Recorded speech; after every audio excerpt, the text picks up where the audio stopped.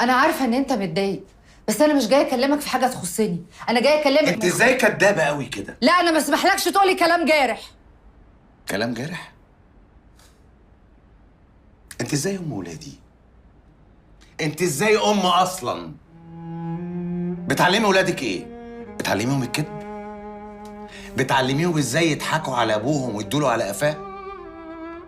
ما همكيش منظري قدام الناس وهم كلهم عارفين ان ابني بيلعب ملاكمه وانا الوحيد اللي فاكره لعيب كوره وبطل.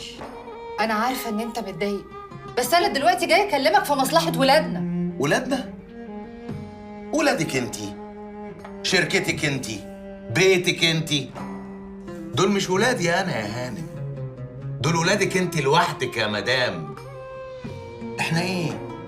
احنا ماشيين تحت امرك، ماشيين على مزاجك على كيفك وبامرك.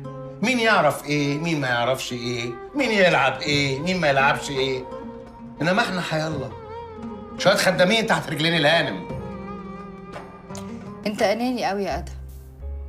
عمرك فكرت مروان نفسه في ايه؟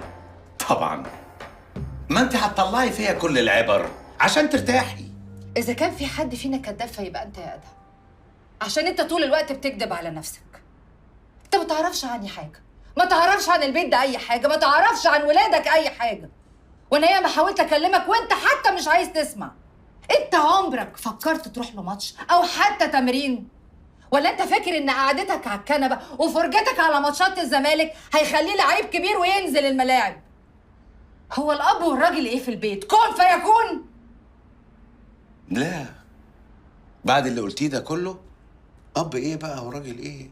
لا لا، انا كفايه عليا قوي دور المغفل اللي رسمته لي انت وولادك. انا مش اناني يا ياسمين، انا راجل اتضحك عليه من مراته وولاده واستغفلوه.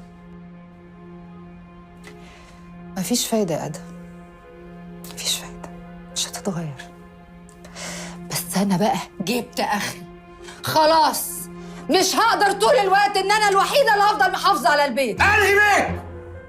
انهي بيت؟ البيت اللي عشنا فيه انا وانتي واحنا مش طايقين بعض وخايفين من كلام الناس. يلعن ابو البيت لابو كلام الناس يا ياسمين. صح، ينعل ابو البيت على ابو الناس كلها يا ادهم. ياسمين، النهارده هو يوم طلاقنا الحقيقي.